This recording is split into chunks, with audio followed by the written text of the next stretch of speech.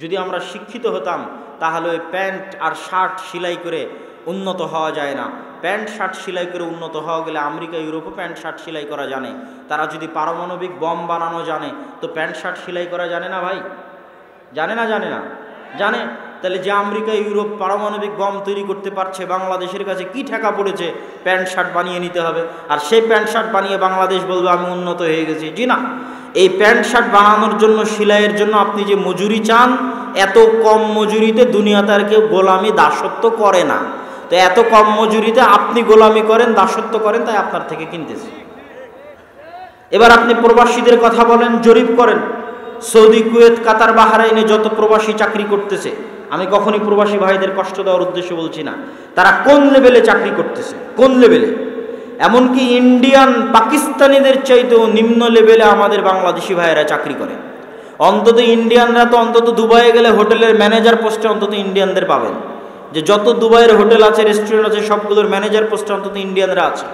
আর শুধু পরিষ্কার পরিচ্ছন্নর কাজে কারা আছে? আমরা আছি।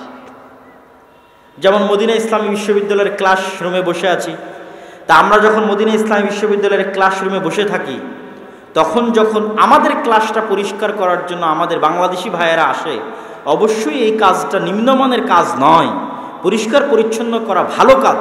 কিন্তু ওখানে আরও 10টা জাতির ছাত্র বসে আছে, মালয়েশিয়ান বসে আছে, সৌদিরা বসে আছে, আরও বিভিন্ন দেশের ছাত্ররা বসে আছে, তার মধ্যে আমিও একজন বাংলাদেশি বসে আছে। তো ওখানে শিক্ষক হিসেবে এসেছে এক দেশের নাগরিক, হয়তো আর এক জায়গায় আর একটা দায়িত্ব পালন করছে আর এক দেশের নাগরিক, কিন্তু পরিষ্কার পরিচ্ছন্ন করতে এসেছে কোন দেশের নাগরিক? বাংলাদেশের। এটা হচ্ছে আমাদের জাতিগত অবস্থান। আমরা যে শিক্ষিত নই এবং আমাদের যে শিক্ষা দীক্ষা নাই তার প্রমাণ, তার জ্বলন্ত উদাহরণ যে মুসলমানদের কাছে শিক্ষা দীক্ষার গুরুত্ব নাই। আর কেন সরকারের প্রয়োজন নাই আপনাকে শিক্ষিত করার? এই জন্য যে আপনি মূর্খ অবস্থাতেও গার্মেন্টসে চাকরি করে যে ইনকামটা সরকারকে দিচ্ছেন, আপনি মূর্খ অবস্থাতেও প্রবাসে চাকরি করে যে রেমিটেন্স সরকারকে দিচ্ছেন, এটাই তার জন্য অনেক বেশি। সুতরাং আপনাকে শিক্ষিত করে অনেক উপরে নিয়ে যেতে হবে, এই চিন্তা কারো মাথায় নাই। বরং সেই যতটুকু শিক্ষা দীক্ষা আমাদের দেশে ছিল, ততটুকু শিক্ষা দীক্ষাকে কিভাবে ধ্বংস করা যাবে, যত সামান্য পরিমাণ শিক্ষা আমাদের দেশে ছিল সেটাও কেমনে ধ্বংস করা যায়। যে 5টা 10টা ডাক্তার বাংলাদেশে হতো, অচল অথর্ব ডাক্তার, না হলে এত মানুষকে কি জন্য ইন্ডিয়াতে চিকিৎসার জন্য যেতে হয়। তো যে 5টা 10টা বাংলাদেশের মেডিকেল কলেজগুলোর ছিল, যে 5টা 10টা গবেষক জন্ম দেওয়ার ক্ষমতা বাংলাদেশের ঢাকা রুয়েট বুয়েট বিশ্ববিদ্যালয়ের ছিল, যে 5টা 10টা ইঞ্জিনিয়ার জন্ম দেওয়ার ক্ষমতা বাংলাদেশের স্কুল কলেজগুলোর ছিল, আজ থেকে 15-20 বছর পরে যেন আর একটাও ডাক্তার বের না হয়, আর একটাও ইঞ্জিনিয়ার বের না হয়, আর একটাও গবেষক বের না হয়, আর একটাও শিক্ষিত মানুষ বের না হয়, সব যেন গণ্ড, মূর্খ, অজ্ঞ আর পশু বের হয়, তার ব্যবস্থা করা হয়ে গেছে। নতুন যে শিক্ষা কারিকুলাম প্রণয়ন করা হয়েছে, এই শিক্ষা কারিকুলামের সবচেয়ে ভয়ঙ্কর দিক হচ্ছে, যেখানে আমরা মুসলমান হিসেবে অন্তরের অন্তরস্থল থেকে বিশ্বাস করি যে গান বাজনা হচ্ছে হারাম। গান বাজনা কি? একটু জোরে বলেন, গান বাজনা কি? হারাম। এবং কোনো হারাম যখন প্রকাশ্যে করা হয় তখন এটা আল্লাহর আযাব এবং গজব আসার কারণ হয়। মানে গান বাজনা এই অঞ্চলের যুবকেরা শুনতেছে, কিন্তু গোপনে একাই বাড়িতে মোবাইলে কানে ইয়ারফোন দিয়ে, এটার একটা লেভেল আছে। এটা ওপেনলি ফুলপুর অঞ্চল ময়মনসিংহের উপর আল্লাহর আযাব আসার কারণ হবে না। কিন্তু যখন এই ওপেন আরজুল আমান মাঠে একটা ড্যান্সের আয়োজন করা হবে, গানের আয়োজন করা হবে, তখন যে কোনো মুহূর্তে এই অঞ্চলে আল্লাহর আযাব আসতে পারে না? পারে না? পারে। এবং যে কোনো গুনাহ যখন প্রকাশ্যে করা হবে তখন এটা আরো শতগুণ বড় গুনাহ, তথা আল্লাহর নিষেধকে প্রকাশ্যে লঙ্ঘন করা হচ্ছে। তাহলে কল্পনা করেন সেটা তখন কত বড় হতে পারে যখন আল্লাহর নিষেধকে প্রকাশ্যে স্কুলের সিলেবাসে অন্তর্ভুক্ত করে প্রত্যেক মুসলমানের সন্তানকে ক্লাসে তার শিক্ষক দিয়ে গান বলতে, হারমোনিয়াম বাজাতে এবং ড্যান্স শিখাতে বাধ্য করা হবে। তখন এটা কত উপর পর্যায়ের, কত ভয়ঙ্কর এবং জঘন্য রকমের গুনাহের কাজ হতে পারে। এবং এই ধরনের প্রকাশ্য জঘন্য নিকৃষ্ট গুনাহ আল্লাহর আযাব এবং গজব আসার কারণ হয়ে দাঁড়াবে। সম্মানিত উপস্থিতি, এই নতুন যে শিক্ষা কারিকুলাম আমাদের সন্তানদের উপর আমাদের ছাত্রদের উপর চাপিয়ে দেওয়া হচ্ছে। এটা পরিবর্তন কিভাবে হবে, কে করবে? আমরা আল্লাহর কাছে দোয়া করতে পারি, প্রতিবাদ জানাতে পারি, চেষ্টা করতে পারি, কিন্তু আপনাদের কাছে আজকে একটি দাবি জানিয়ে যাচ্ছি যে বাংলাদেশের শিক্ষা ব্যবস্থার যে ভয়ঙ্কর অবস্থা, এই ভয়ঙ্কর অবস্থা থেকে জাতিকে বাঁচাতে, এই ভয়ঙ্কর অবস্থা থেকে দেশকে বাঁচাতে, এই ভয়ঙ্কর অবস্থা থেকে পরবর্তী প্রজন্মকে বাঁচাতে, ধ্বংস হওয়ার হাত থেকে পরবর্তী প্রজন্মকে বাঁচাতে, পরবর্তী বংশধরদেরকে বাঁচাতে আজ ফরজ হয়ে গেছে, জরুরি হয়ে গেছে প্রত্যেক মসজিদের কমিটির উপর, প্রত্যেক মসজিদের দায়িত্বশীলের উপর, প্রত্যেক মসজিদের সাথে সম্পৃক্ত মুসল্লির উপর যে তারা তাদের মসজিদে মসজিদ ভিত্তিক মক্তব বা দ্বীন শিক্ষা কার্যক্রমকে শক্তিশালী করবে এবং মসজিদ ভিত্তিক দ্বীন শিক্ষা কার্যক্রমকে এতটাই শক্তিশালী করবে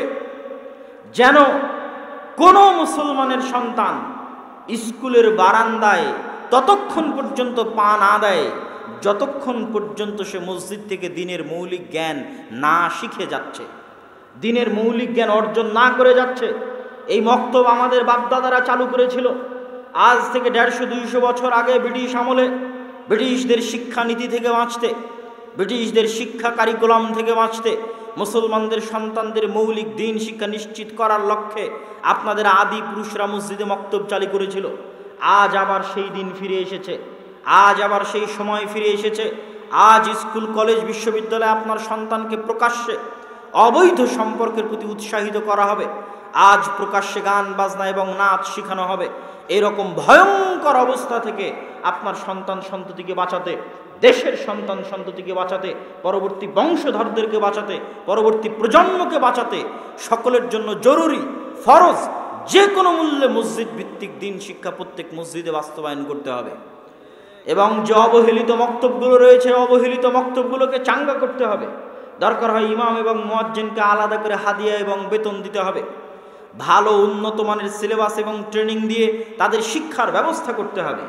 এবং আল জামিয়া সালাফিয়ার পক্ষ থেকে আদ-দাওয়া ইলাল্লাহর মাধ্যমে সারা দেশব্যাপী আমরা সেই উদ্যোগ নিয়ে আপনাদের দ্বারে দ্বারে যাচ্ছি, গেছি, সফর দিচ্ছি।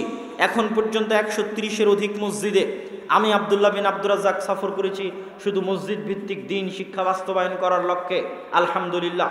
এবং এই সফর আরও অব্যাহত থাকবে।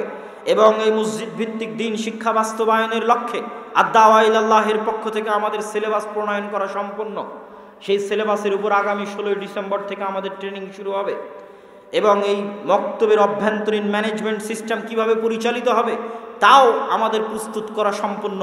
অতএব দেশবাসীর প্রতি উদাত্ত আহ্বান জানাবো, বাংলাদেশের যে কোনো প্রান্ত থেকে, যে কোনো অঞ্চল থেকে মসজিদ ভিত্তিক দ্বীন শিক্ষা বাস্তবায়নের লক্ষ্যে আমি আব্দুল্লাহ বিন আব্দুর রাজ্জাকের যদি প্রয়োজন হয় তাহলে ফি সাবিলিল্লাহ সেখানে উপস্থিত হওয়ার জন্য আমি ওয়াদাবদ্ধ, উপস্থিত হব।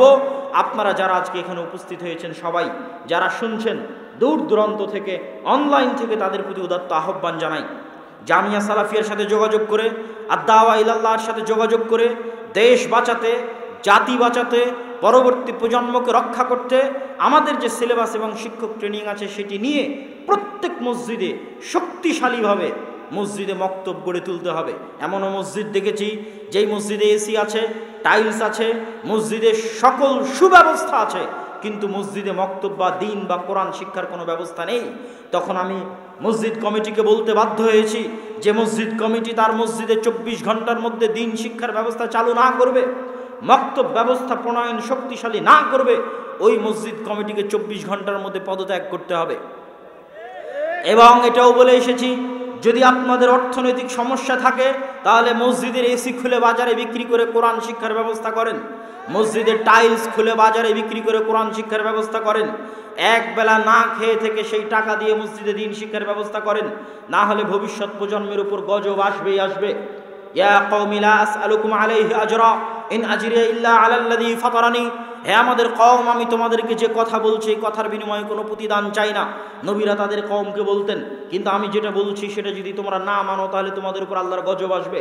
আর শুনে রাখো, উম্মতে মুহাম্মাদির উপর আল্লাহর গজব বন্যার ধরনে আসে না, উম্মতে মুহাম্মাদির উপর আল্লাহর গজব ভূমিকম্পর আকারে আসে না, উম্মতে মুহাম্মাদির উপর আল্লাহর গজব বন্যা, বৃষ্টি, ঝড়, ঝঞ্ঝা, ইত্যাদির আকারে আসে না, উম্মতে মুহাম্মাদির উপর আল্লাহর গজব আসে বিধর্মীদের চাপিয়ে দেওয়ার মাধ্যমে।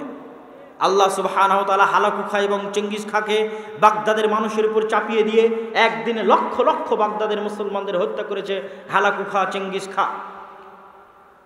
তারপরে রাজা ফার্ডিন্যান্ড, রানী ইসাবেলা স্পেনের মুসলমানদের উপর অত্যাচার করে জুলুম নির্যাতন করে তাদের স্পেন থেকে তাড়িয়ে দিয়েছে। এটা হচ্ছে আল্লাহ প্রদত্ত শাস্তি মুসলমানদের জন্য। আমরাও আল্লাহর শাস্তির মধ্যে আছি। আল্লাহর শাস্তির মধ্যে আছি দেখে 80 বছর থেকে 70 বছর থেকে মুসলমানেরা ফিলিস্তিনের মসজিদে আকসায় সালাত আদায় করতে যেতে পারে না। আজ থেকে 70-80 বছর আগে অন্তত ব্রিটিশ আমলে যারা এই দেশ থেকে হজ করতে গেছে তারাও মক্কা মদিনার পাশাপাশি মসজিদে আকসাহে হজ করতে গেছে। কেন? রাস্তা একটাই, তাহলে কেন মসজিদে আকসায় সালাত আদায় করতে যাবে না? কিন্তু আমাদের 70-80 বছর থেকে ভাগ্য হয় না যে আমরা মসজিদে আকসায় সালাত আদায় করব। এই তৌফিক আল্লাহ আমাদেরকে দেয়নি, আমাদের কর্ম ফলের কারণে, আমাদের আমল নামার কারণে, আমাদের কাজের কারণে। সম্মানিত উপস্থিতি, তাহলে মুসলমানদের উপর আল্লাহর পক্ষ থেকে গজব এবং আযাব কিভাবে আসে? আল্লাহর পক্ষ থেকে আযাব এবং গজব আসে বিধর্মীদের চাপিয়ে দেওয়ার মাধ্যমে। তথা আল্লাহ যদি মনে করে ফুলপুর ময়মনসিংহের মানুষের উপর তার আযাব পাঠাবে, তার মানে ফুলপুরে ভূমিকম্প হবে না, ময়মনসিংহকে আল্লাহ মাটির নিচে ধসিয়ে দিবে না। কিন্তু কি ঘটবে? আজকে এখন যদি হিন্দুরা ময়মনসিংহের সকল মানুষকে জবাই করে, আজকে এখন যদি ময়মনসিংহে বম ফেলে সকল মানুষকে 1 মিনিট 1 সেকেন্ডের মধ্যে হত্যা করে দেওয়া হয়, তাহলে পৃথিবীর মানুষের ঘুরিয়ে দেখার, তাকিয়ে দেখার সময় হবে না যে দুনিয়াতে একটা জায়গা ছিল ময়মনসিংহ নামে, সেই ময়মনসিংহে 1 লক্ষ মানুষকে হত্যা করা হয়েছে, এর নাম আল্লাহর গজব। এটা তাকিয়ে দেখার সময় হবে না, এটা আল্লাহর আযাব। এবং আল্লাহ সুবহানাহু ওয়া তাআলার ঠেকা পড়েনি যে আমাদের মতো এরকম আমরা আমাদের প্রজন্মকে, যুবক সমাজকে আপনি তাকিয়ে দেখেন, আপনি মসজিদকে যদি স্বর্ণ দিয়ে বানিয়ে দেন, আর ওই স্বর্ণ দিয়ে বানানো মসজিদের আশেপাশে যদি সুদখোর, ঘুষখোর, জুয়াখোর, মদখোরে পরিপূর্ণ হয়ে যায়, তাহলে এই মসজিদে 10 বছর 20 বছর পর আর কেউ সালাত আদায় করতে আসবে না। কিন্তু ওই মসজিদদের অঞ্চলে যদি আপনি দিন শিক্ষার ব্যবস্থা করেন, তো মসজিদ না থাকলেও মানুষ সালাত আদায় করতে আসবে, মানুষ খোলা মাঠে সালাত আদায় করবে মসজিদ না থাকলেও। আপনার যদি তবুও বিশ্বাস না হয়, তাহলে আপনি আপনার মসজিদ কমিটির সদস্য করে দেন 5 জন আমেরিকানকে, 5 জন ইউরোপিয়ানকে।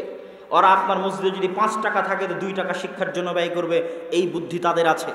যদি বিশ্বাস না হয়, আমি কখনোই কোনো মুসলমানের ওপর কোনো ইহুদি খ্রিস্টানকে প্রাধান্য দেওয়ার জন্য বলছি না, কোনো অমুসলিমকে প্রাধান্য দেওয়ার জন্য বলছি না, কিন্তু আল্লাহ যে আমাদেরকে তাদের অধীনে রেখেছে, তাদের গোলাম বানিয়ে রেখেছে, এটা যে তাদের উপর আল্লাহর দয়া বা রহমত নয়, বরং আমাদের অযোগ্যতা, বরং আমাদের হাতের কামাই এবং তাদের চেষ্টা এবং পরিশ্রম, সেটা আমি দেখাতে চাচ্ছি। কিন্তু ইমানের মূল্য সকল কিছুর উপরে, কিন্তু আমাদের অযোগ্যতা কি সেটা দেখাতে চাচ্ছি।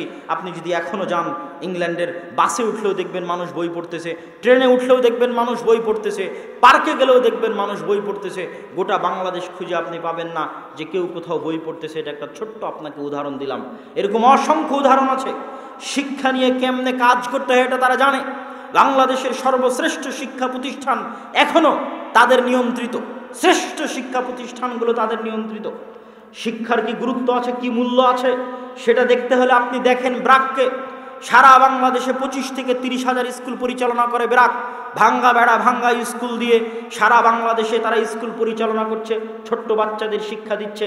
তাহলে আপনার ছোট্ট বাচ্চাকে তার শিক্ষা দেওয়ার এত প্রয়োজন কি জন্য, যে তারা সারা দেশে এইভাবে শিক্ষা ব্যবস্থা প্রণয়ন করেছে, অথচ তাদের নামে ওয়াকফ করা কোনো জমি নাই। আর আপনার মসজিদের নামে হাজার হাজার বিঘা সম্পত্তি ওয়াকফ করা আছে, প্রত্যেক মসজিদে এসি আছে, টাইলস আছে, কিন্তু কোনো মসজিদে মুসলমানের সন্তানদের শিক্ষার ব্যবস্থা নাই। কেননা ওই সবার মাথায়, যেমন সরকারের মাথায় ভূত আছে রাস্তাঘাট হচ্ছে উন্নতি, সেরকম কমিটির মাথায় ভূত আছে যে এসি আর টাইলস হচ্ছে উন্নতি। অথচ প্রকৃত উন্নয়ন হচ্ছে শিক্ষা, জ্ঞান। আপনি অত্র অঞ্চলের মুসলমানদের শিক্ষার জন্য কি করতে পেরেছেন? মসজিদ শুধু ইবাদতের জন্য নয়, মসজিদ সমাজে ভূমিকা রাখতে হবে, সমাজে অবদান রাখতে হবে। আর একটা জিনিস মনে রাখবেন, যদি আমাদের অবস্থা এরকমই চলতে থাকে যে আমরা শিক্ষা থেকে দূরে, জ্ঞান থেকে দূরে, আমাদের পরবর্তী প্রজন্ম এইভাবে এই কারিকুলামের মাধ্যমে অজ্ঞ, মূর্খ, জুয়াখোর, মদখোর, গাঞ্জাখোর জাতিতে যদি পরিণত হয়ে যায়, তাহলে আমাদের হাত দিয়ে আল্লাহ বিজয় দিবে না। ফিলিস্তিনের মুসলমানদের উপর অত্যাচার হচ্ছে, দেখলে কষ্ট পাই, কষ্ট পেতে হবে, এটা ইমানি দায়িত্ব। কিন্তু ফিলিস্তিনের মুসলমানেরা ওই অত্যাচার থেকে বাঁচবে প্রতিবাদ দিয়ে নয়, ওই অত্যাচার থেকে বাঁচবে মিছিল দিয়ে নয়, ওই অত্যাচার থেকে বাঁচবে অনলাইন ফেসবুক টুইটারের প্রতিবাদের মাধ্যমে নয়, হ্যাশট্যাগের মাধ্যমে নয়। ওই অত্যাচার জুলুম থেকে বাঁচতে পারবে একমাত্র ওই উপায়ে, যেই উপায়ে আল্লাহ সুবহানাহু ওয়া তাআলা এই উম্মতের প্রথম অংশকে মুক্তি দিয়েছিলেন। আল্লাহ নবী হাদিসে বলেছেন, ইন্নাল্লাহা ইয়ারফাউ বিহাদাল কিতাবি আকওয়ামান ওয়া ইয়াদউ বিহি আখারিন। আল্লাহ এই উম্মতের একটা অংশকে উপরে উঠিয়ে দিয়েছে এই কিতাবের কারণে, আর একটা অংশকে নিচে নামিয়ে দিয়েছে এই কিতাবের কারণে। তথা যাদের বাড়িতে, যাদের ঘরে, যাদের সমাজে এই কিতাবের মূল্য যেমন, তাদেরকে আল্লাহ দুনিয়াতে করে দিবে তেমন। আজকে রোহিঙ্গা মুসলমানদের অবস্থা, বাংলাদেশের মুসলমানদের অবস্থা ওই রকম, যেই রকম তাদের বাড়িতে, তাদের ঘরে এই কিতাবের অবস্থা। এই কিতাবের অবস্থা যদি তাদের বাড়িতে, তাদের ঘরে, তাদের সমাজে উপরে উঠতে, তাহলে আল্লাহ সুবহানাহু ওয়া তাআলা তাদেরকেও পৃথিবীতে উপরে উঠিয়ে দিবেন। কিন্তু আল্লাহর দিন বিজয়ের জন্য আমাদের মুখাপেক্ষী আল্লাহ নয়, যে আল্লাহর ঠেকা পড়েছে যে এই সমস্ত বাংলাদেশি, পাকিস্তানি, ইন্ডিয়ান, অ্যারাবিয়ান, এদের মাধ্যমে আল্লাহকে তার দিনকে বিজয় করতে হবে, এটা আল্লাহর ঠেকা পড়েনি। আল্লাহ সুবহানাহু ওয়া তাআলা যদি প্রয়োজন মনে করেন, দেখেন যে এদেরকে কোনো মতে পরিবর্তন করা যাচ্ছে না, তাহলে আল্লাহ ওই আমেরিকান, ইউরোপিয়ানদেরকে মুসলমান বানিয়ে দিবে। এর উদাহরণ নেবেন পৃথিবীতে, এরও উদাহরণ আছে। বাগদাদে যখন হালাকু খান, চেঙ্গিস খান বাগদাদের মুসলমানদের, লক্ষ লক্ষ মুসলমানদের যখন জবাই করলো, তখন আল্লাহ মুসলমানদেরকে, ওই বাগদাদের মুসলমানদের হাত দিয়ে আর মুক্তি দেয়নি। কি করেছে জানেন? এই হালাকু খা, চেঙ্গিস খানের পরবর্তী বংশধরকে আল্লাহ মুসলমান করে দিয়েছে। হালাকু খা, চেঙ্গিস খানের তৃতীয় পরবর্তী বংশধর মুসলমান হয়ে গেছে। সম্মানিত উপস্থিতি, আমরা আলোচনা করছিলাম শিক্ষার গুরুত্ব, মসজিদ ভিত্তিক শিক্ষা কার্যক্রমের গুরুত্ব এবং তাৎপর্য। মসজিদ ভিত্তিক শিক্ষা কার্যক্রমের গুরুত্ব এবং তাৎপর্য বলতে গিয়ে আপনাদের সামনে আর দুটি কথা বলে, আর দুটি পয়েন্ট উল্লেখ করে, গুরুত্বপূর্ণ দুটি পয়েন্ট উল্লেখ করে আমার বক্তব্য সামনের দিকে এগিয়ে নিয়ে যাব। সম্মানিত উপস্থিতি, মসজিদ ভিত্তিক দ্বীন শিক্ষার অন্যতম অংশ হচ্ছে কোরআন শিক্ষা। আর কোরআনের সবচেয়ে বড় শত্রু হচ্ছে শয়তান। কোরআনের সবচেয়ে বড় শত্রুকে, এটা জোরে বলেন, কোরআনের সবচেয়ে বড় শত্রুকে? শয়তান। আল্লাহ সুবহানাহু ওয়া তাআলা কোরআন মাজিদ পড়ার আগে আমাদের শিখিয়ে দিয়েছেন, ফাস্তাইজ মিনাশ শাইতানির রাজিম, তোমরা বলো আউযু বিল্লাহি মিনাশ শাইতানির রাজিম। আর বাকি সকল কাজের আগে আল্লাহ শিখিয়ে দিলেন যে তোমরা বলো বিসমিল্লাহ। সকল কাজের আগে শিখিয়ে দিলেন বিসমিল্লাহ, আর কোরআন পড়ার আগে শিখিয়ে দিলেন বলতে হবে আউযু বিল্লাহি মিনাশ শাইতানির রাজিম। শয়তান থেকে বাঁচতে চাই, রহস্য কি? রহস্য এটাই যে কোরআন আপনাকে শয়তান পড়তে দিবে না। কেননা কোরআনের সবচেয়ে বড় শত্রু হচ্ছে শয়তান। কোরআনের সবচেয়ে বড় শত্রু কি জন্য? শয়তান। শয়তান এই পৃথিবীর মানুষকে যেই মায়াজালে আবদ্ধ করে রেখেছে, শয়তান এই পৃথিবীর মানুষকে যেই ভ্রান্তির মধ্যে আবদ্ধ করে রেখেছে, পাগল বানিয়ে রেখেছে, এই ভ্রান্তি এবং মায়াজাল থেকে মুক্তি দিতে পারে একমাত্র কোরআন। কি কি ভ্রান্তির মধ্যে আবদ্ধ করে রেখেছে? আল্লাহ কোরআনে বলছেন, আলহাকুমুত তাকাসুর হাত্তা যুরতুমুল মাকাবির। ছোট্ট বাচ্চা যখন কাঁদে, তখন ওই বাচ্চাকে কান্না ভুলিয়ে রাখার জন্য যখন আপনি খেলনা দেন, মায়ের দুধ খাওয়ার জন্য কাঁদতেছে, আপনি খেলনা দিয়ে ভুলিয়ে রেখে দিলেন যে তোমাকে মায়ের দুধ খেতে হবে।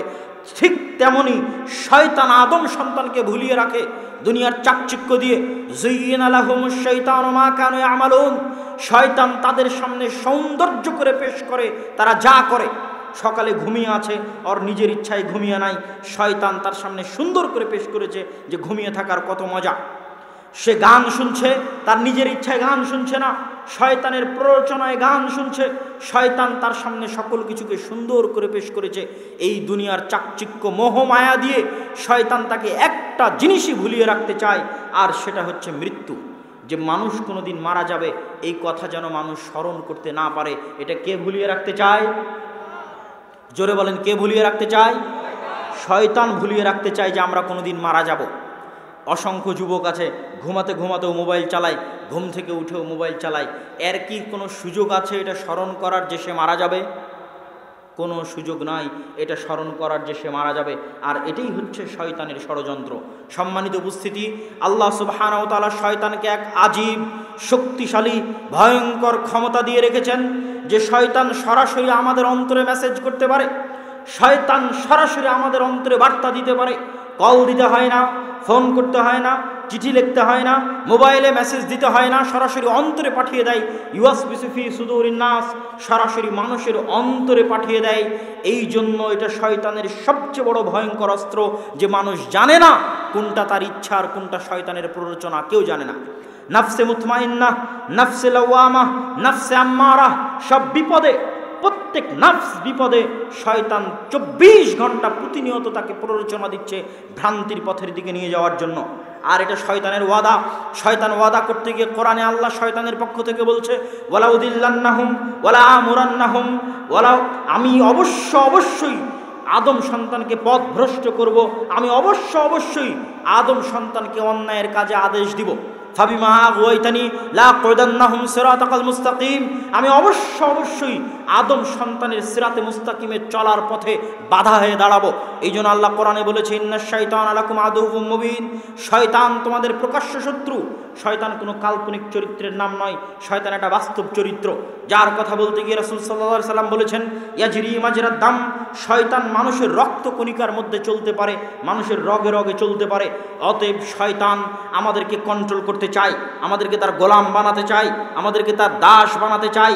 আল্লাহ কোরআন মাজিদে বলছেন, আফারাইতা মান ইত্তাখাযা ইলাহু হাওয়া, তোমরা কি দেখনি তাদের অবস্থা যারা তাদের নাফসকে ইলাহ বানিয়ে নিয়েছে। মুসলমানদের ইলাহ হচ্ছে আল্লাহ, লা ইলাহা ইল্লাল্লাহ, কিন্তু দুনিয়াতে কিছু মানুষ আছে যারা ইলাহ বানিয়ে নিয়েছে তার নাফসকে তথা শয়তানকে। তার নাফসকে শয়তান যেটা বলে ও ওইটাই করে। শয়তান ওকে যখন যেটা আদেশ করে ও নির্দ্বিধায় নিশ্চিন্তে তখন সেটা করে। তাহলে শয়তানের এই ভয়ঙ্কর ষড়যন্ত্র থেকে মানুষ বাঁচবে কিভাবে? আল্লাহ সুবহানাহু ওয়া তাআলা সূরা বাকারার মধ্যে বলছেন, ফাইম্মা ইয়াতিয়ান্নাকুম মিন্নি হুদান ফামান তাবিআ হুদায়া ফালা খাউফুন আলাইহিম ওয়া লা হুম ইয়াহজানুন। হে আদমের সন্তান, আমি তোমাদের শত্রু হিসেবে শয়তানকে বানিয়ে দিয়েছি। শয়তান কিয়ামত পর্যন্ত চেষ্টা করবে তোমাদের জাহান্নামে নিয়ে যাওয়ার জন্য। তবে আমার পক্ষ থেকে নবী যাবে, আমার পক্ষ থেকে রাসূল যাবে, আমার পক্ষ থেকে কিতাব যাবে। যারা আমার পাঠানো নবী রাসূল এবং কিতাবের দেখানো পথে চলবে তাদের কোনো ভয় নাই, কোনো দুশ্চিন্তা নাই। কিন্তু আল্লাহ এটাও জানে যে আল্লাহর পক্ষ থেকে কিতাব আসার পরেও, আল্লাহর পক্ষ থেকে নবী আসার পরেও, আল্লাহর পক্ষ থেকে রাসূল আসার পরেও মানুষ পথ ভ্রষ্ট হবে, মানুষ পথ হারিয়ে ফেলবে, মানুষ শয়তানের ধোকায় পা দিবে। তাহলে মানুষ বাঁচবে কিভাবে? নবী আসার পরেও, রাসূল আসার পরেও, কিতাব থাকার পরেও যদি মানুষ গুনাহ করে তাহলে বাঁচবে কিভাবে? এই জন্য আল্লাহ সুবহানাহু ওয়া তাআলা একটা অফার দিয়েছেন মানুষকে। শয়তানের বিরুদ্ধে গিয়ে একটা চ্যালেঞ্জ করেছেন আল্লাহ, যে শয়তান সকাল থেকে সন্ধ্যা পর্যন্ত মানুষকে যত গুনাহ করাবে, মৃত্যু পর্যন্ত, জন্ম থেকে মৃত্যু পর্যন্ত শয়তান মানুষকে যত গুনাহ করাবে, মানুষ যদি একবার আল্লাহর নিকটে ফিরে গিয়ে তওবা করে ইস্তেগফার করে তাহলে শয়তানের সকল ষড়যন্ত্র বাতিল করে আল্লাহ মানুষের গুনাহকে ক্ষমা করে দিবে। বলেন আল্লাহু আকবার। এটার মাধ্যমে মানুষ জান্নাতে যাবে। নিজের আমল দিয়ে মানুষের জান্নাতে যাওয়ার সুযোগ থাকবে না। মানুষ জান্নাতে যাবে আল্লাহর দয়া, আল্লাহর রহমত এবং আল্লাহর ক্ষমার মাধ্যমে। এই জন্য কখনোই নিজের ইবাদতের উপর গর্ব করবেন না, কখনোই নিজের তাহাজ্জুদের উপর অহংকার করবেন না, কখনোই নিজের আহলে হাদিস হওয়ার উপর অহংকার করবেন না, কখনোই নিজের শিরক মুক্ত বিদআত মুক্ত থাকার উপর অহংকার করবেন না। সর্বদা আল্লাহর কাছে তওবা করতে হবে, সর্বদা আল্লাহর কাছে ইস্তেগফার করতে হবে। কেউ তার আমলের দাপটে, আমলের জোরে জান্নাতে যেতে পারবে না। আল্লাহর কাছে তওবা এবং ইস্তেগফার করেই, ক্ষমা নিয়েই মানুষকে জান্নাতে যেতে হবে। বলছিলাম এই কোরআনের সবচেয়ে বড় শত্রুকে শয়তান। কেননা শয়তান যেটা করার মাধ্যমে আপনাকে গোলাম বানাবে। এই এতক্ষণ যাবৎ আলোচনা করে আমরা কি দেখলাম? যে ইসরায়েল মুসলমানদের গোলাম বানাবে কি দিয়ে? আমাদেরকে যারা গোলাম বানিয়ে রাখতে চায় তারা গোলাম বানাবে কি দিয়ে? মদ খাও, জুয়া খেলো, ফ্রি ফায়ার পাবজি নিয়ে ব্যস্ত থাকো, জুয়া নিয়ে ব্যস্ত থাকো, গেমস নিয়ে ব্যস্ত থাকো, ওদের ধ্বংস হয়ে যাও, গোলাম হয়ে যাও, গুন্ডা হয়ে যাও, বেকার হয়ে যাও। এইটা হচ্ছে তাদের চেষ্টা, আর এই চেষ্টা শয়তানের চেষ্টা। আর এগুলো করলে যে মানুষ গোলাম হয়ে যাবে, শয়তানের ফাঁদে পা দিবে, এই ধরনের ফাঁদ থেকে বাঁচানোর জন্য যেন মানুষ জান্নাতে যেতে পারে তার স্পষ্ট দিক নির্দেশনা কোথায় আছে? তার একটা উদাহরণ দেন আল্লাহ সুবহানাহু ওয়া তাআলা কোরআন মাজিদে বলছে, ইন্নামাল খামরু ওয়াল মাইসিরু ওয়াল আনসাব ওয়াল আজলাম রিজসুম মিন আমালিশ শাইতান। নিশ্চয় মদ, নিশ্চয় নেশা, নিশ্চয় জুয়া, নিশ্চয় মূর্তি পূজা রিজসুম মিন আমালিশ শাইতান, শয়তানের কাজ। কোরআনে লিখে দিয়েছে আল্লাহ, তথা সংবিধানে আপনার দিক নির্দেশনায় লেখা আছে যেগুলো হচ্ছে শয়তানের কাজ। মানে ওই কাজটা করা মানে আপনাকে কে করাতে চাচ্ছে বলেন তো? আপনার গ্রামের যতজন মানুষ বিড়ি খায়, ওকে বিড়ি কে খাওয়াতে চাচ্ছে? যতজন যুবক গাঞ্জা খায়, জুয়া খেলে, অনলাইনে বেটিং জুয়া খেলে, এদেরকে কে জুয়া খেলাতে চাচ্ছে? শয়তান। সম্মানিত উপস্থিতি, অতএব এই শয়তানের ভয়ঙ্কর বেড়াজাল থেকে কোরআন মুক্তি দিতে পারবে এবং কোরআন মানুষের হেদায়েতের মাধ্যম। কোরআন পড়লে অন্তর নরম হয়, কোরআন পড়লে ঈমান বাড়ে। ওয়াইদা তুলিয়াত আলাইহিম আয়াতুহু যাদাতহুম ঈমানা, যখন তাদের সামনে আমার আয়াত তেলাওয়াত করা হয় তখন তাদের ঈমান বেড়ে যায়। ওয়াজিলাত কুলুবুহুম, তাদের অন্তরাত্মা কেঁপে ওঠে। ওয়ালাউ আনজালনা হাযাল কুরআন আলা জাবালিন লারাআইতাহু খাশিআম মুতাসাদ্দিআম মিন খাশিয়াতিল্লাহ। এই কোরআনকে যদি পাহাড়ের উপর অবতীর্ণ করতাম, পাহাড় থরথর থরথর করে কাঁপতো কোরআন বুঝে এবং কোরআন অনুধাবন করে। কিন্তু মানুষ বুঝে না, মানুষ বুঝার চেষ্টা করে না। আফালা ইয়াতাদাব্বারুনাল কুরআনা আম আলা কুলুবিহিম আকফাল, তারা কোরআন বুঝার চেষ্টা করে না কেন? তাদের অন্তরে কি তালা মারা? তাদের অন্তর কি তালাবদ্ধ? তাদের অন্তরে কি মোহর মারা হয়ে গেছে যে তারা কোরআন বুঝার চেষ্টা করে না? প্রত্যেক বাড়িতে কোরআন তেলাওয়াত করতে হবে, প্রত্যেক মানুষকে কোরআন বুঝতে হবে, না হলে জাতিগতভাবে যেই দিন আমরা কোরআন ছেড়ে দিব, জাতিগতভাবে আমরা বিপদের মুখোমুখি হয়ে যাব। সম্মানিত উপস্থিতি, আর কোরআন যদি আমরা ব্যক্তিগতভাবে ছেড়ে দিই তাহলে আমরা পরকালে ব্যক্তিগত বিপদের মুখোমুখি হব। আমাদের মধ্যে একটি বড় ভুল ধারণা আছে, আমরা মনে করি কোরআন পড়লে 1 হরফে 10 নেকি, আর না পড়লে কোনো সমস্যা নাই। মনে করে না বলেন? অসংখ্য মানুষ মনে করে যে মাগরিবের পরের 2 রাকাত সালাতের মতো হচ্ছে কোরআন, ফজরের আগের 2 রাকাত সালাতের মতো হচ্ছে কোরআন, যে পড়লে নেকি, না পড়লে কোনো সমস্যা নাই। জি না, কোরআন পড়লে নেকি কথা ঠিক, কিন্তু না পড়লে বিপদ। এই কোরআন আপনার বিরুদ্ধে সাক্ষী দিবে কিয়ামতের মাঠে। প্রত্যেক মানুষের জন্য যতগুলো সাক্ষী কিয়ামতের মাঠে উপস্থিত করা হবে, তার হাতকে সাক্ষী হিসেবে উপস্থিত করা হবে, মাটিকে সাক্ষী হিসেবে উপস্থিত করা হবে, তেমনি কোরআনকে সাক্ষী হিসেবে উপস্থিত করা হবে। মাটি কিয়ামতের মাঠে কথা বলবে, হাত কিয়ামতের মাঠে কথা বলবে। হাত কিভাবে কথা বলবে? এখনই যদি এখানে গোলাগুলি হয়, নির্বাচন সামনে আসতেছে, যদি গোলাগুলি হয়, কোনো একটা রাইফেল পড়ে থাকে, তাহলে যারা ফরেন্সিক রিপোর্টের টিম, যারা সিআইডির টিম, তারা এসে হাতে গ্লাভস দিয়ে ওই রাইফেল, ওই রিভলভার তুলবে। গ্লাভস দিয়ে কেন তুলবে? যেন তার হাতের ছাপ না পড়ে। ওইটা ফরেন্সিক রিপোর্টে দিলে দেখবে এই রিভলভারে লাস্টে কার ছাপ ছিল। আমি এখন এখানে হাত দিয়ে গেলাম, কালকে আপনি এটা চেক করে যদি কম্পিউটারে দেন, তাহলে আমি সিম কেনার জন্য ফিঙ্গার দিয়েছি, পাসপোর্টের জন্য ফিঙ্গার দিয়েছি, এটা দেওয়া মাত্রই ওর সাথে মিলে যাবে যে এখানে কে হাত দিয়েছিল। আব্দুল্লাহ হাত দিয়েছিল। কে হাত দিয়েছিল এখানে? আব্দুল্লাহ হাত দিয়েছিল। আজকের আধুনিক বিজ্ঞান, এখানে দেখা যাচ্ছে না যে আমি হাত দিয়েছিলাম, কিন্তু পরীক্ষা করে বের করে দিচ্ছে। তাহলে আল্লাহ যদি এই হাতের চামড়ার মধ্যে ওই সিস্টেম রেখে দেয় যে যেখানে যেখানে আমি হাত দিয়েছিলাম সেটা এটা সেভ হয়ে আছে, কিয়ামতের মাঠে কথা বলবে, অসম্ভব কিছু? যেখানে আজকের আধুনিক বিজ্ঞান পাচ্ছে সেখানে আল্লাহ সুবহানাহু ওয়া তাআলা কেন পারবেন না? সম্মানিত উপস্থিতি, ঠিক তেমনি মাটিও কথা বলবে। যে মাটি থেকে আপনি বিঘার বিঘা বাদাম উৎপাদন করতেছেন, যেই মাটি থেকে আপনি বিঘাকে বিঘা কালাই উৎপাদন করতেছেন, যেই মাটি 1000 বছর থেকে মানুষের খাবার উৎপাদন করতেছে, এত বিশাল বিশাল গাছ জন্ম দিয়েছে, সেই মাটি কিয়ামতের মাঠে কথা বলতে পারবে না? মাটির যদি নিজস্ব কোনো ক্ষমতাই না থাকতো, মাটির যদি নিজস্ব কোনো শক্তি না থাকতো, তাহলে এই মাটি থেকে কুশ্চিনকালেও কোনো গাছ বের হতো না। ওই মাটির শক্তি আছে, ক্ষমতা আছে, আল্লাহ দিয়েছে। এই জন্য মাটি থেকে হাজার হাজার মন গাছ উৎপাদন হচ্ছে, ধান উৎপাদন হচ্ছে, গম উৎপাদন হচ্ছে, যুগ যুগ কাল কাল থেকে উৎপাদন হচ্ছে। এই মাটিকে আল্লাহ যেই দিন আদেশ করবে সেই দিন এই মাটি কথা বলবে আমাদের বিরুদ্ধে। ঠিক তেমনি কোরআন, সূরা বাকারা, সূরা আলে ইমরান পড়বে তো সূরা বাকারা, সূরা আলে ইমরান ইয়াতি কাল গামামান, 2টা মেঘমালার মতো, মেঘখণ্ডের মতো ছায়া দিবে কিয়ামতের মাঠে। আর পড়বেন না, তাহলে কিয়ামতের মাঠে সাক্ষী দিবে আল্লাহর বাড়িতে কোরআন ছিল, এর ঘরে কোরআন ছিল, এর মসজিদে কোরআন ছিল, এর সারা জীবনে বিসিএস, অনার্স, মাস্টার্স, পিএইচডি, নির্বাচন থেকে শুরু করে, সরকারি চাকরি থেকে শুরু করে, বিয়ে শাদী থেকে শুরু করে, দল করা, রাজনীতি করা থেকে শুরু করে সব কিছু করার সুযোগ হয়েছে। খালি কি পড়ার সুযোগ হয়নি বলেন তো? কোরআন পড়ার সুযোগ হয়নি। সম্মানিত উপস্থিত, কোরআন বুঝার সুযোগ হয়নি। এই উম্মতের প্রথম অংশ এই কোরআন দিয়ে মুক্তি পেয়েছে, এই শেষ অংশ এই কোরআন দিয়ে মুক্তি পাবে।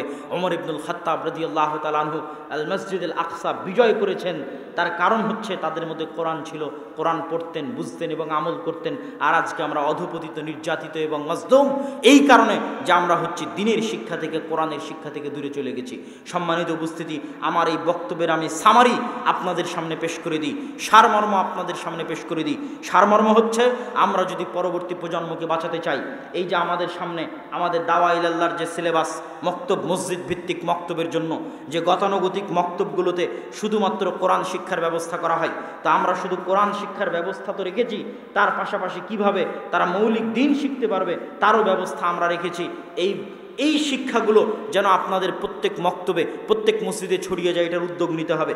আর আল্লাহর কাছে দোয়া করতে হবে আজকে আপনারা যেই মাটিতে বসে আছেন এই মাটি এবং তার আশেপাশের মাটিতে যেন আল্লাহ সুবহানাহু ওয়া তাআলা ভবিষ্যতে অতি দ্রুত অতি অল্প সময়ের মধ্যে জামিয়া সালাফিয়া ময়মনসিংহ বিভাগের জন্য জামিয়া সালাফিয়া প্রতিষ্ঠা করার তৌফিক দান করে আল্লাহুম্মা আমিন। এবং এই মাটিতে যেন আমরা অদূর ভবিষ্যতে অতি নিকটে সালাফি কনফারেন্স আয়োজন করতে পারি, ময়মনসিংহ বিভাগের সালাফি কনফারেন্স যেন আমরা এই মাটিতে আয়োজন করতে পারি, আল্লাহ যেন আমাদের সেই তৌফিক দান করে, বলেন আল্লাহুম্মা আমিন। আমরা অন্তরস্থল থেকে দোয়া করতে চাই যারা আজকের এই সম্মেলন বাস্তবায়ন করেছে, এই তাবলিগ ইজতেমা বাস্তবায়ন করেছে, অত্র গ্রামের মানুষ, অত্র অঞ্চলের মানুষ, দূর দূরান্ত থেকে আসা মানুষজন যারা এই সম্মেলনে উপস্থিত হয়েছে, সহযোগিতা করেছে, আল্লাহ প্রত্যেকের এই সহযোগিতাকে কবুল করুন, আল্লাহুম্মা আমিন। আমরা আরও দোয়া করতে চাই আমাদের অসহায় নির্যাতিত ফিলিস্তিনি ভাই ও বোনদের জন্য, গাজার ভাই ও বোনদের জন্য, যেন আল্লাহ সুবহানাহু ওয়া তাআলা আমাদের ফিলিস্তিনের গাজার মুসলিম ভাই এবং বোনদেরকে অত্যাচারীদের থেকে, তাদের নির্যাতন থেকে মুক্তি দান করেন, আল্লাহুম্মা আমিন। আর আপনাদেরকে আরও একটা দাবি জানিয়ে যেতে চাই, যতদিন আপনাদের এই ময়মনসিংহে সালাফি কনফারেন্স আয়োজন না হচ্ছে ততদিন আপনারা জামিয়া সালাফিয়া রূপগঞ্জ নারায়ণগঞ্জের যে সালাফি কনফারেন্স 7 ও 8ই মার্চ, এই সালাফি কনফারেন্সকে মূল্যায়ন করার চেষ্টা করবেন, অংশগ্রহণ করার চেষ্টা করবেন। আল্লাহ আপনাদের তৌফিক দান করুক।